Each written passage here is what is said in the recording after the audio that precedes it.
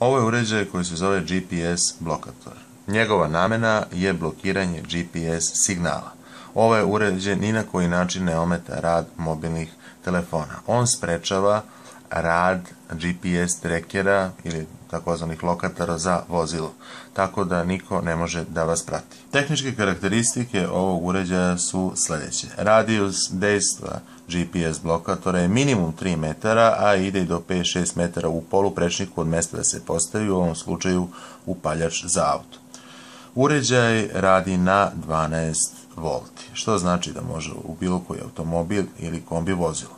U kamionima je napon 24 volti i tu ne može da radi, ali postoji konvertor napona koji pretvara 24 na 12 volti, pa na taj način može i tu da se upotrebljava.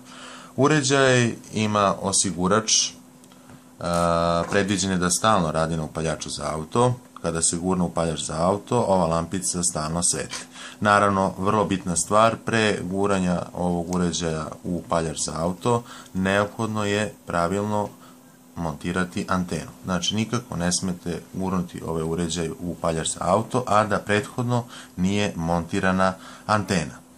Osigurač na ovom uređaju se nalazi ovde se odvija i tu je već ubačen jedan osigurač, a ovde dobijate i rezervni osigurač uz ovaj uređaj, tako da je savršeno bezbedan za upotrebu.